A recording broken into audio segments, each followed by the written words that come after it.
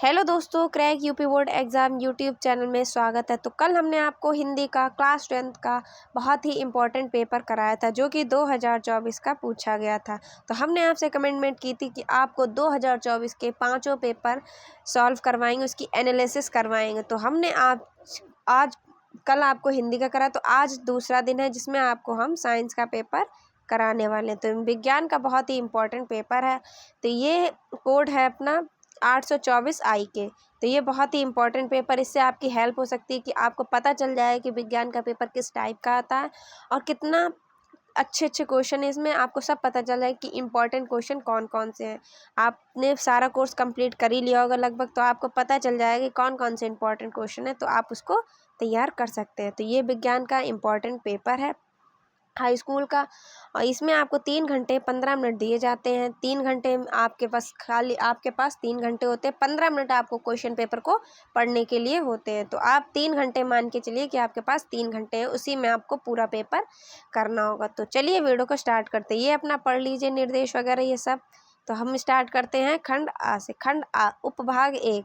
तो खंड आ में क्या होता है, 20 बहुविकल्पीय प्रश्न आते हैं जिसमें आपको एक एक नंबर का होता है। तो अगर आप 20 बहुविकल्पीय सही कर लेते हैं तो आपके 20 नंबर बिल्कुल ही पक्के हो जाते हैं। तो चलिए क्वेश्चन को स्टार्ट करते हैं।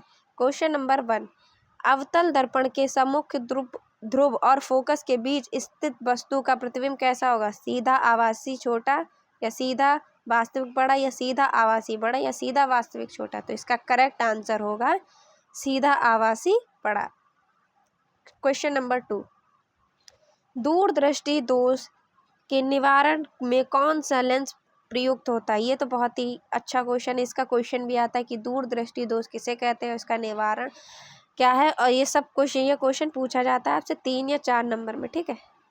तो इसका करेक्ट आंसर कौन सा होगा? ए अवतल लेंस, सी द्विफोक्सी लेंस, बी उत्तल लेंस, और डी इनमें से कोई नहीं। तो इसका करेक्ट आंसर होगा उत्तल लेंस। क्वेश्चन नंबर 3, एक लेंस से 2 मीटर दूरी रखी वस्तु आभासी प्रतिबिंब का आवर्धन 0.5 है। यह लेंस होगा, कैसा लेंस होगा? ए 1 मीटर फोकस दूरी का अवतल लेंस, 0.2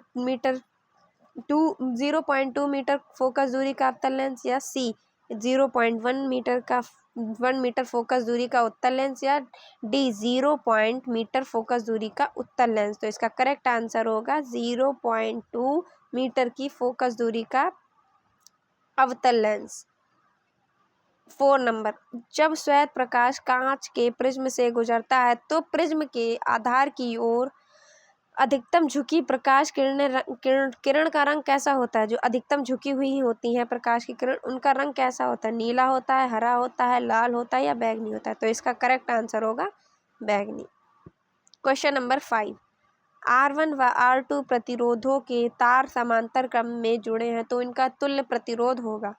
तो इनका तुल्य प्रतिरोध ए R1 + R2 होगा, या R1 × R2 होगा, या R1 × R2 upon R1 + R2, या डी होगा R1 + R2 upon R1 × R2। तो इसका करेक्ट आंसर होगा R1 × R2 upon R1 + R2। तो इसका करेक्ट आंसर क्या होगा? सी वाला। क्वेश्चन नंबर 6, बिजली के बल्ब का फिलामेंट तंतु बना होता है। तो किसका बना? तो नाइक्रोम का, या लोहे का, या टंगस्टेन का, या कंस्टेंट का? तो इसका करेक्ट आंसर होगा टंगस्टेन का, ठीक है। तो इसका करेक्ट आंसर क्या होगा? C is the correct answer. Question number 7, विद्युत शेल में रूपांतरण होता है रासायनिक ऊर्जा को विद्युत ऊर्जा में, या विद्युत ऊर्जा का यांत्रिक ऊर्जा में, या यांत्रिक ऊर्जा का विद्युत ऊर्जा में, या विद्युत ऊर्जा का रासायनिक ऊर्जा? तो इसका करेक्ट आंसर होगा रासायनिक ऊर्जा का विद्युत ऊर्जा में। क्वेश्चन नंबर 8, अब ये केमिस्ट्री का क्वेश्चन आएगा, ठीक है। तो रासायनिक अभिक्रिया 2FeCl3 + 2H2 + Y gives 2FeCl2 + H2SO4 + 2HCl में बाई है। तो बाई क्या है? बाई का इसमें रिएक्शन बताना कि इसके जगह पे क्या आएगा। तो ए सल्फर आएगा, या बी H2S आएगा, या सी H2O आएगा, या डी Cl2 आएगा। तो इसका करेक्ट आंसर होगा SO2, ठीक है। निम्नलिखित में से कौन सा अम्लीय लवण है? निम्नलिखित में से कौन सा अम्लीय लवण है? तो इसका करेक्ट आंसर होगा NaCl या Na2SO4 या NaHSO4 या KCl। तो इसका करेक्ट आंसर होगा NaHSO4। ठीक है। मैट में मुख्यतः होता है तो FeS या Cu2S या Cu2S तथा FeS या Cu2S तथा Fe2S3। तो इसका करेक्ट आंसर होगा Cu2S तथा FeS। निम्नलिखित में से समीकरण को पूरा कीजिए। निम्नलिखित में से समीकरण को पूरा कीजिए। तो खाली स्थान प्लस पेंटाक्लोराइड की क्रिया करानी है CH3 COOCl plus POCl3 plus HCl। तो इसके खाली स्थान पे क्या आएगा? CH3COH CH3OH या CH3COOH या C2H5OH या CH3CH2COOH। तो इसका करेक्ट आंसर होगा CH3COOH। ठीक है। उभयधर्मी ऑक्साइड है Na2O या MgO या Al2O3 या P2O5। तो इसका करेक्ट आंसर होगा Al2O3। ठीक है। प्रोपेन का रासायनिक सूत्र, ये तो बहुत इजी होगा, आपको पता ही होगा IPSC में। तो ये है, तो A होगा CH4 या B होगा C3H8 या C होगा C4H10 या D होगा C2H6। तो इसका करेक्ट आंसर होगा C3H8 प्रोपेन का रासायनिक सूत्र है। हाइड्रा में प्रजनन, अब ये आ गए आपके बायोलॉजी के। ठीक है, ये किसके हैं? बायो के क्वेश्चन। तो क्वेश्चन नंबर 40, हाइड्रा में प्रजनन होता है, किसके द्वारा होता है हाइड्रा में प्रजनन? विखंडन द्वारा, कायिक प्रवर्धन द्वारा या खंडन द्वारा या मुकुलन द्वारा? तो इसका करेक्ट आंसर होगा मुकुलन द्वारा। पाइरूवेट के विखंडन की प्रक्रिया संपन्न होती है कोशिका द्रव में, हरित लवक में, माइटोकॉन्ड्रिया में या केंद्रक में? तो इसका करेक्ट आंसर होगा माइटोकॉन्ड्रिया में। इसका करेक्ट आंसर होगा माइटोकॉन्ड्रिया। क्वेश्चन नंबर 16, मनुष्य में वृक्क किस तंत्र से संबंधित है?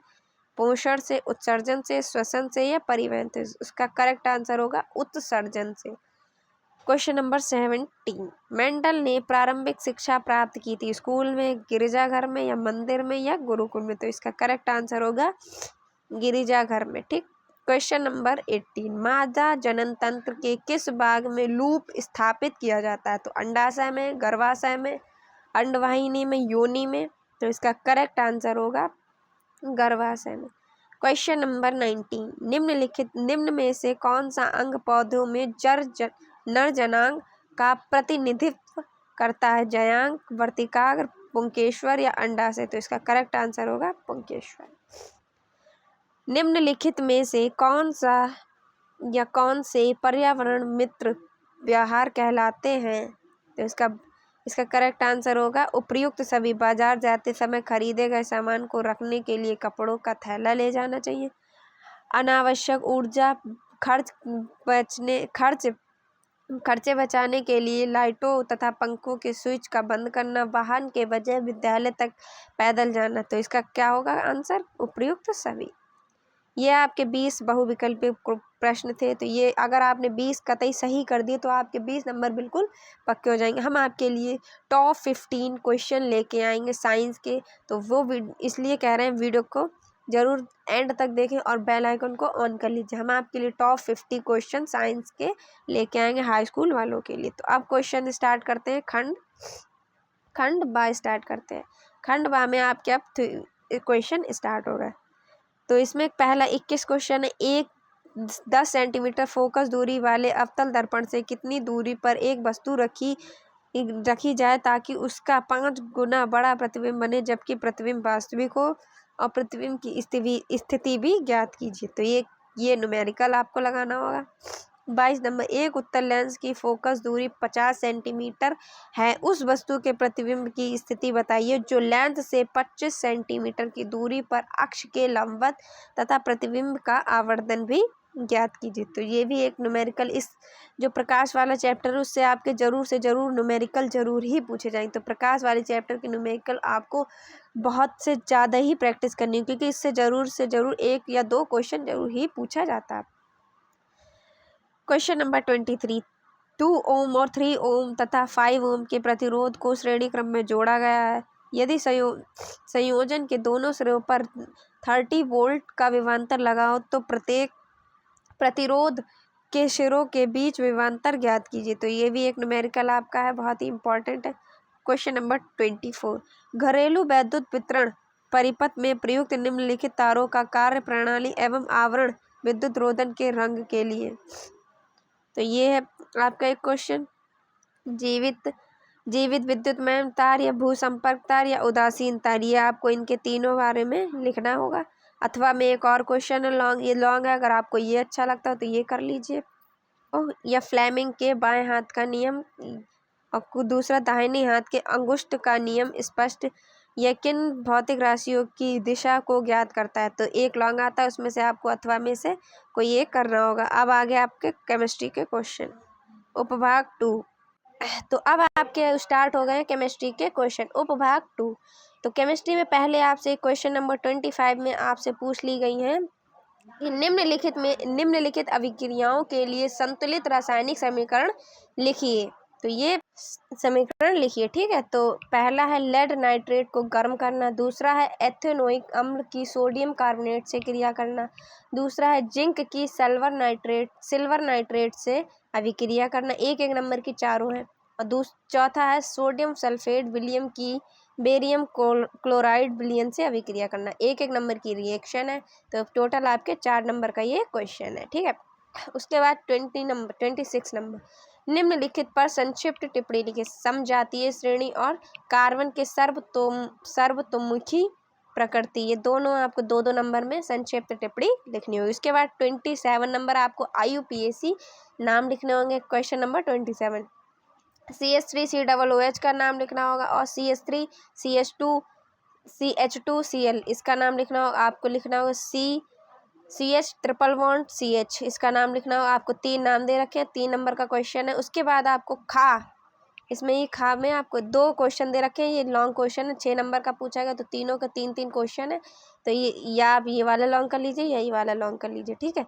तो 27 का साबुन क्या है? साबुन बनाने की रासायनिक अभिक्रिया लिखिए तथा साबुन की 2 विशेषताएं लिखिए। क्वेश्चन नंबर ये 27 का है। ये भी कितने नंबर का है?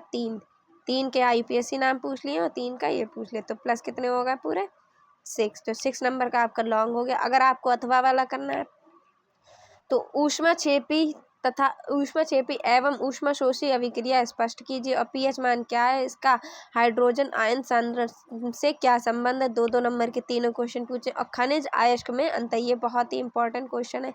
ये को पूरा क्वेश्चन पेपर ही इंपॉर्टेंट। अगर आपको अगर इसको 1 से 2 बार अगर आपने इसको लगा लिया तो आपके 100% 50 क्वेश्चंस तो कंप्लीट हो जाएंगे, 50% आपका पेपर खत्म हो जाएगा। अब आ गए आपके उपभाग 3, जिसमें आपके बायोलॉजी के क्वेश्चन है, ठीक। भोजन के पाचन में लार की भूमिका क्या है? तो ये 2 नंबर का क्वेश्चन है। 28 का ओजोन परत हमारे लिए क्यों महत्वपूर्ण है? दोनों 2-2 नंबर के क्वेश्चन है। क्वेश्चन नंबर 29, स्वपरागण तथा पर परागण में विभेद, ये बहुत ही इंपॉर्टेंट है। ये 2023-2022 दोनों साल में ये पूछा गया। परिवार नियोजन, ये भी बहुत मोस्ट इंपॉर्टेंट क्वेश्चन है। परिवार नियोजन की किन्हीं 2 स्थायी विधियों की संक्षिप्त टिप्पणियां लिखिए। क्वेश्चन नंबर 13, किन्हीं 2 पादप हार्मोन्स के नाम एवं कार्य लिखिए और पौधों में रंध्र की उपयोगिता लिखिए। 2-2 नंबर के क्वेश्चन है, ठीक है। उसके बाद आपका लॉन्ग क्वेश्चन आ गया, मानव में वृक्काणु और नेफ्रॉन की रचना तथा क्रियाविधि का वर्णन कीजिए। 6 नंबर का क्वेश्चन है आपका ये। तो ये बहुत ही इंपॉर्टेंट क्वेश्चन और सबसे इंपॉर्टेंट क्वेश्चन, लक्षणों की वंशागति के नियम में मेंडल के प्रयोगों का महत्व लिखिए। ये दोनों ही इंपॉर्टेंट क्वेश्चन है। आपके लिए हम इंपॉर्टेंट क्वेश्चन की भी वीडियो लाएंगे और प्लस टॉप 50 MCQ की वीडियो भी लाएंगे, जिसके आपके सब यूपी बोर्ड के प्रीवियस ईयर के पूछे गए क्वेश्चन उस वीडियो में हम आपके लिए लेके आएंगे। अगर वीडियो पसंद आई तो प्लीज़ वीडियो को लाइक कीजिए और चैनल को सब्सक्राइब कीजिए और इस पेपर को ज़रूर से ज़रूर आप एक बार प्रैक्टिस कर लीजिए। आपकी प्रैक्टिस हो जाएगी कि किस टाइप का पेपर आता है और कैसे आपको टाइम की ड्यूरेशन भी पता चल जाएगी, कितने घंटे में आप इस पेपर को सॉल्व कर लेते हैं। अगर वीडियो को पसंद आई तो प्लीज़ वीडियो को लाइक कीजिए और हम मिलते हैं आपसे अगली वीडियो में अगला नया पेपर 2024 का। तो चलिए, जय हिंद।